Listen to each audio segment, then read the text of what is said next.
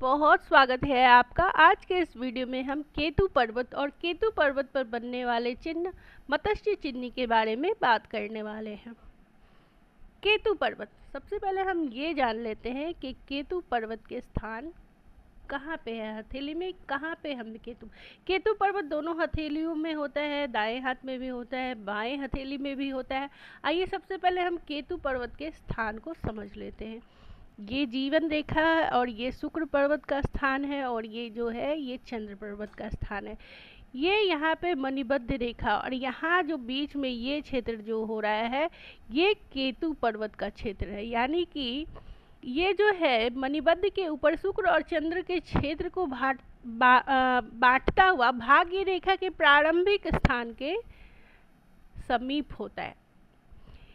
अगर यह केतु का जो पर्वत है वो काफ़ी उन्नत और पुष्ट होता है, साथ ही भाग्य रेखा भी यदि किसी जातक का बहुत ही अच्छा स्पष्ट रहता है, निर्दोष रहता है, तो ऐसे जातक काफ़ी भाग्यशाली जाने जाते हैं। ऐसे जातक जो है वो काफ़ी भाग्यशाली होते हैं, उन्हें हर प्रकार के सुख की प्राप्ति होती है।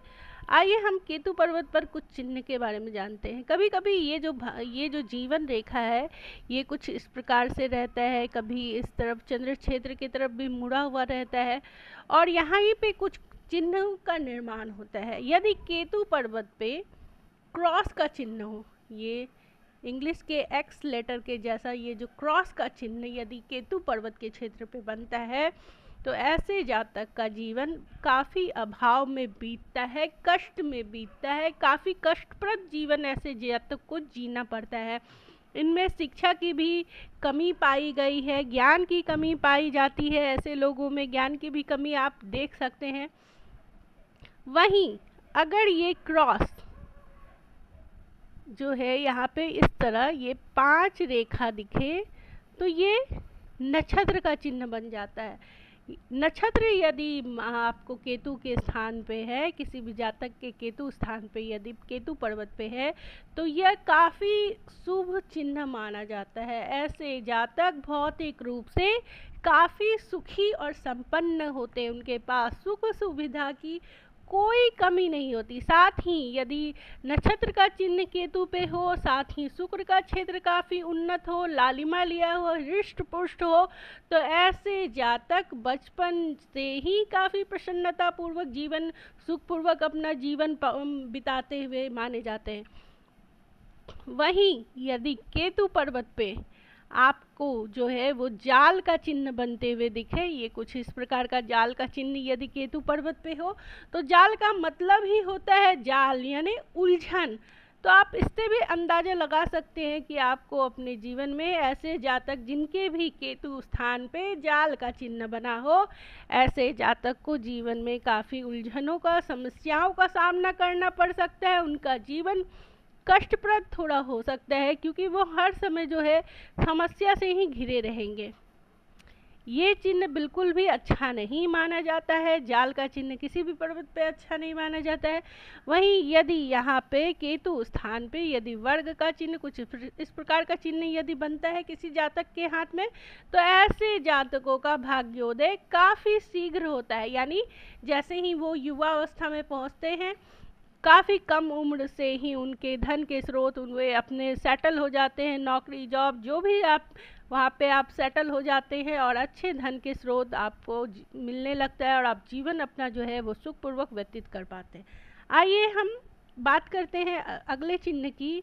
कभी कभी ये जो है ये रेखा पे यदि द्वीप का चिन्ह बन जाए, द्वीप एक ये जो है ये यहाँ तक ये जो लाइफ लाइन है और यहाँ पे इस तरह का कुछ केतु पर्वत पे द्वीप का चिन्ह हो तो ऐसा भी चिन्ह जो है वो शुभ नहीं माना गया है, ये जीवन में समस्या को दिखाता है।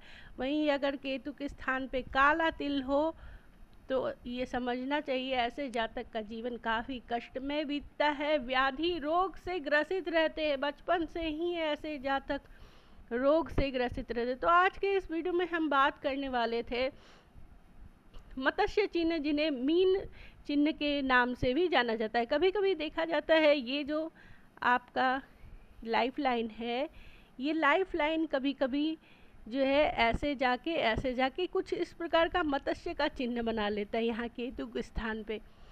तो ये जो है मत्स्य का चिन्ह माना जाता है, ये काफ़ी शुभ चिन्ह माना जाता है। जीवन ऐसे जातकों का काफ़ी सुखमय बीतता है, धन संपत्ति से परिपूर्ण रहते हैं ऐसे जातक। वहीं यदि स्वतंत्र रूप से भी यदि यहाँ पे यदि मत्स्य का चिन्ह, मीन का चिन्ह बना हो, माना कि देखिए मैं आपको अभी दिखा रही हूँ, ये है, ये आपका लाइफ लाइन है और यहीं केतु स्थान पे जो है वो स्वतंत्र रूप से मत्स्य का यदि चिन्ह बने तो ऐसे जातक भी काफ़ी सुख संपन्न, सुख संपत्ति से परिपूर्ण माने जाते हैं। मत्स्य पर्वत का मुख जिस पर्वत की तरफ हो वहाँ के गुण को बढ़ा देता है। माना लिया कि ये जो केतु पर्वत पे ये जो मत्स्य का चिन्ह है, यदि इसका मुख यदि बुध के पर्वत को हो की ओर हो, तो मतलब जिस पर्वत की ओर मत्स्य का मुख होता है उस पर्वत के गुण को ये बढ़ा देता है। यदि ये बुध क्षेत्र की ओर देखता है तो ऐसे जो जातक की वाणी है वो काफ़ी प्रभावक होती है, काफ़ी मल्टी टैलेंटेड होते हैं, व्यवसाय में भी अपना खूब सफल होते हैं। वहीं यदि ये सूर्य रेखा की तरफ मत्स्य का मुख हो तो यश मान कीर्ति ऐसे जातक की बहुत फैलती है। ऐसे जातक जो है काफ़ी प्रसिद्धि पाते हैं, नौकरी हर क्षेत्र में अपना नाम वो बनाते हैं। वहीं यदि ये जो कर्म प्रधान शनि क्षेत्र की ओर, यदि शनि पर्वत की ओर मत्स्य का मुख हो तो कर्म और भाग्य में वृद्धि करता है। वहीं यदि इसका मुख गुरु की क्षेत्र की तरफ हो तो ये गुरु की जो गुण है उसको बढ़ा देता है। मतलब गुरु को हम ज्ञान से, नॉलेज से, महत्वाकांक्षा, इच्छा, शिक्षा, एजुकेशन, अध्यात्म आदि से जोड़ के देखते हैं। तो केतु पर्वत पे कुल मिला के मत्स्य का चिन्ह काफ़ी भाग्यशाली रहता है। ऐसे जातक का जीवन काफ़ी सुखमय रहता है, वे हर क्षेत्र में अपना नाम कमाते हैं। ये चिन्ह जो है काफ़ी शुभ माना गया। तो दोस्तों ये थी आज की जानकारी। मिलते हैं अगले वीडियो में एक नई जानकारी के साथ, तब तक के लिए धन्यवाद।